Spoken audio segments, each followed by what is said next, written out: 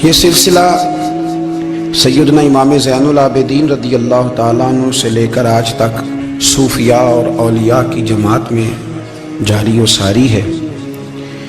ان اولیاء اللہ میں سے کچھ لوگ ایسے ہیں جو بالکل قرون اولیٰ کے لوگ ہیں، جو صوفیاء کی جماعت میں سابقون الاولون کہلاتے ہیں۔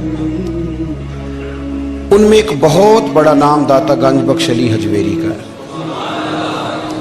حضرت ابو الحسن سید علی بن عثمان حجویری رحمۃ اللہ علیہ، داتا صاحب رحمۃ اللہ علیہ کے وصال کو تقریباً 1000 سال ہونے کو۔ کچھ باتیں ایسی ہیں جنہیں تھوڑا سا غور کے ساتھ ٹھنڈے ذہن کے ساتھ سمجھا کریں۔ اسلام کی تاریخ 1400 سال کی ہے،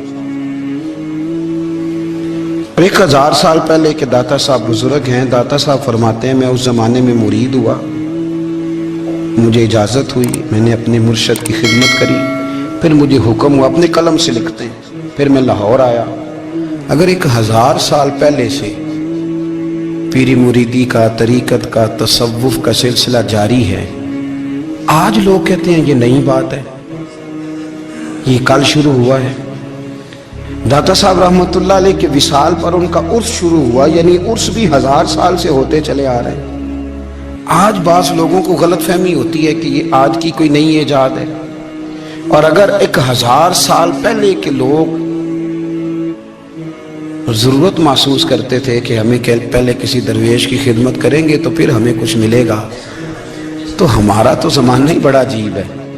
یہاں بہت سارے لوگ ہیں جو کہتے ہیں میں خود قرآن جانتا ہوں، حدیث جانتا ہوں، میں خود بڑا سمجھدار ہوں، مجھے کسی کی کیا ضرورت ہے۔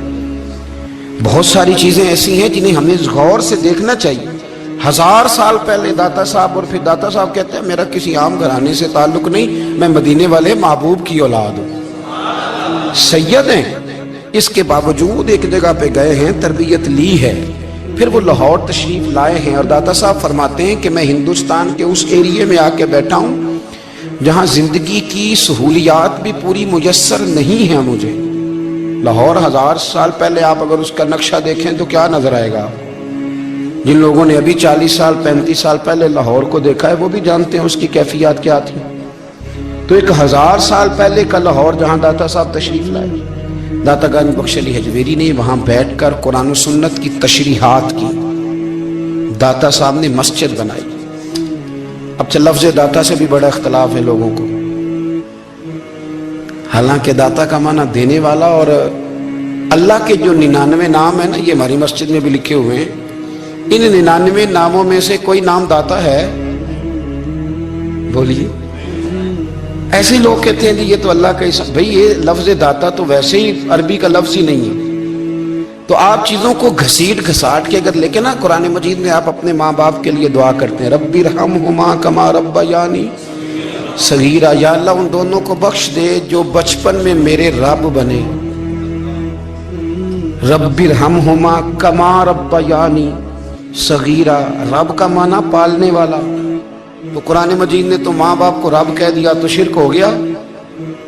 وہاں اللہ رب اور معنوں میں ہے، ماں باپ رب اور معنوں میں ہے۔ یہاں معنی پالنے والے کا ہے، ماں باپ اولاد کو پالتے ہیں نا، اصل پالنے والا کون ہے؟ اللہ۔ تو اب کسی نے کہا کہ ابا آپ نے مجھے پالا ہے، تو کافر ہوا کہ مسلمان ہوا؟ تو چھوٹی چھوٹی باتوں میں لوگ تقسیم کرتے ہیں اہل اسلام کی، یہ درست نہیں ہے۔ قرآن مجید نے حکم دیا کہ ان کے لیے دعا کرو ان لفظوں کے ساتھ۔ تو داتا کا معنی ان کا لقب ہے، یہ معروف لقب ہے ان کا، اس کا معنی دینے والا۔ تو بھائی اگر آپ مجھ سے کوئی 2-3 مسئلے سن لیتے ہیں، میں آپ کو دے دیتا ہوں تو شرک نہیں ہوتا۔ میرا استاد اگر مجھے 2-4 باتیں سکھاتا ہے تو شرک نہیں ہوتا۔ آپ کے اور میرے بزرگ والدین ہمیں کو 2-4 ہزار دیں، ہم ان سے مانگ لیں تو شرک، تو یہ اتنی زیادہ وہ معاملہ نہیں ہے۔ آپ اس کو سمجھیں، لوگ الجھاؤ پیدا کرتے ہیں، اس الجھاؤ سے بچنا چاہیے۔ ہم سے بندہ مسلمان تو ہوتا کوئی نہیں، لیکن ہر جمعے کو 2-4 لاکھ کو کافر ضرور کر دیتے ہیں۔ جانے کب مار دے کوئی مجھے کافر کر کے، شہر کا شہر مسلمان بنا بیٹھا ہے۔ تو اتنا سستا نہ کریں اس چیز کو، چیزوں کو سمجھیں اور غور کریں۔ تو داتا صاحب رحمۃ اللہ علیہ نے قرآن و سنت کی تشریحات کی۔ اب ایک بات میں کہنے لگا ہوں، داتا صاحب رحمۃ اللہ علیہ، بابا فرید صاحب رحمۃ اللہ علیہ، حضرت شیخ عبد القادر جیلانی غوث پاک रदी अल्लाह ताला अन्हु, ये वो बुजुर्ग नहीं है कि जिनकी तारीख दफन है,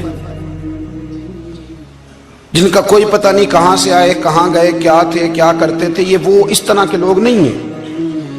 इन लोगों का कलाम असल सूरत में आज भी दुनिया में मौजूद है।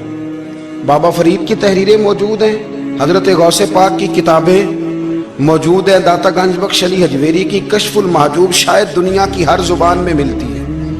अब मैं जो बात कहने लगा उस पर गौर करना। अगर कश्फुल महजूब आप पढ़े ना सारी, तो सबसे पहले वहां मलंगों का दाखिला बंद होगा। कोई मलंग आपको नजर नहीं आएगा, चूंकि दाता साहब की तालीमात बिल्कुल इसके बरक्स हैं। फौरी तौर पर वहां औरतों का दाखिला बंद होगा, चूंकि दाता साहब की तालीमात इसके बिल्कुल बरक्स हैं।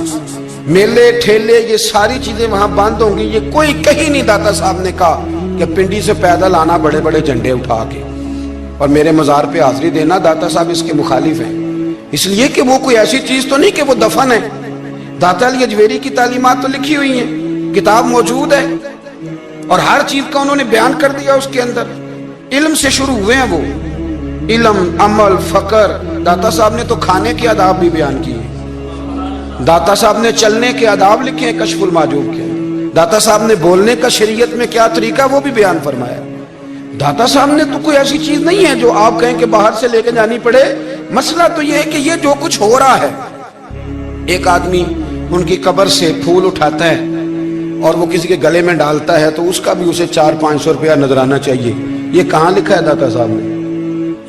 किस किताब का हिस्सा है? उनके मज़ार को आप जिस मर्जी चीज से गुस्ल दें, और दाता साहब ने नहीं कहा था कि संदल लेके आना तो मेरी कब्र को गुस्ल देना। उन्होंने कहीं नहीं कहा। क्यों ज्यादती करते हैं मशाइख के साथ? मेरे आला हज़रत फाज़िल बरेलवी रज़ी अल्लाह तआला अन्हु से किसी ने पूछा था, हम बड़ी लोगों की बातें सुनते हैं, मज़ारात पे लोग जाते थे तो नफा होता था, अब क्या बात हुई? अब उस तरह से हमारी दुआएं मुस्तजाब नहीं होती। तो आला हज़रत फरमाने लगे, तुम बुजुर्गों के मज़ारों पे गैर शरई काम करते हो, अल्लाह वाले तुमसे नाराज हो गए। वो तो तुमसे नाराज है, वो तुम्हारी सिफारिश करेंगे अल्लाह की बारगाह में, वो तो नाराज है तुमसे।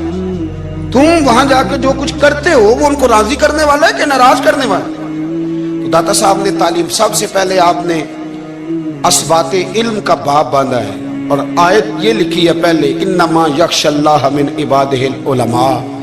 आप फरमाते हैं इल्म होगा तो बंदा अल्लाह से डरेगा। और बड़ी ये सख्त बात है, पर दाता साहब ने लिखी है, मेरी मजबूरी है, तालीमात दाता गंज बख्श मौजू है, ये बात करनी पड़ेगी।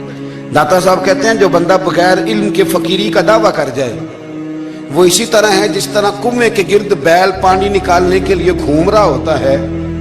वो चलता तो रहता है पर उसकी मंजिल कोई भी नहीं होती, वो घूमता तो रहता है पर उसे नतीजा कोई मिलता नहीं। फरमाते हैं वो उस बैल की तरह है कि घूमता तो रहेगा पर कोई मंजिल उसे मुयस्सर नहीं आएगी। अगर कोई मंजिल लेना चाहता है तो पहले अल्लाह की किताब पढ़े और मदीने वाले महबूब की हदीस याद करे, फिर उसे मंजिल नसीब होगी, वरना उसके लिए कोई रास्ता तयन हो सकता।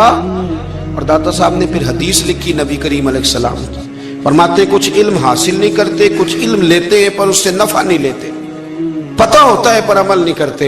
आपने हदीस लिखी है, नबी करीम अलैहिस्सलाम ने फरमाया, अल्लाहुम्मा इन्नी आऊज़ु बिका मिनल इल्मि ला यनफ़उ, ऐ अल्लाह मैं उस इल्म से तेरी पनाह मांगता हूं जो इल्म तो हो पर उससे नफा ना उठाया जा सके, जो इल्म तो हो पर उस पर अमल ना हो। दाता साहब रहमतुल्लाह अलैह फरमाते हैं इल्म हमेशा इसलिए सीखना कि अल्लाह तबारक व तआला तुम्हें उसका नफा अता करे।